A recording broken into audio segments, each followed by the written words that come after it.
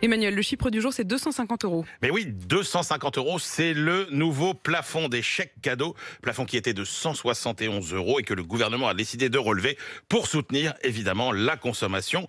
Alors il faut rappeler qu'un chèque cadeau, c'est un bon d'achat offert par l'entreprise à ses salariés qui peut être utilisé dans un nombre plus ou moins grand de commerces. Alors les titres cadeaux ne coûtent à l'entreprise presque que le montant qu'ils représentent au final pour leurs bénéficiaires, étant exonérés de charges sociales jusqu'à ce fameux plafond relevé donc de 171 à 250 €. Il faut savoir qu'il y a presque 150 000 entreprises qui financent des chèques cadeaux pour un montant global de 1,2 milliard d'euros. Ça profite à peu près à 8 millions de salariés, c'est-à-dire en gros un salarié sur 3. Et pourtant, un salarié sur 5 ne les utilise pas. Eh ben oui, et oui, effectivement, parce que parfois le salarié il est mal informé ou il oublie d'aller les chercher auprès de son CE. Le fond du tiroir. Ben voilà, le fameux fond du tiroir, parce qu'il y a une date limite d'utilisation évidemment pour ces chèques cadeaux. Et puis évidemment, il faut quand même aussi rappeler que les organismes qui fabriquent, enfin qui fournissent ces chèques cadeaux, c'est Sodexo, Edenred, effectivement, etc.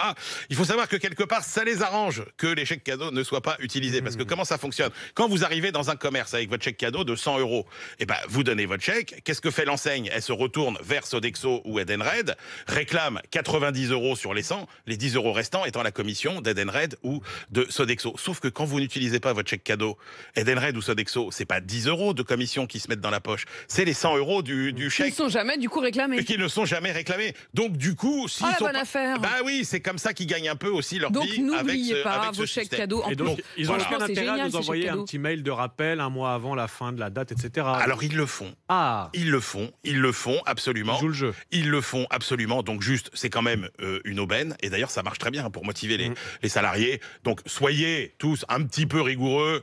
Voilà. Profitez-en surtout, c'est quand même dommage. La phobie administrative pour les chèques cadeaux, c'est quand même dommage. Ouais, c'est ça. Autant pour pas payer, d'accord, mais pour gagner de l'argent, franchement.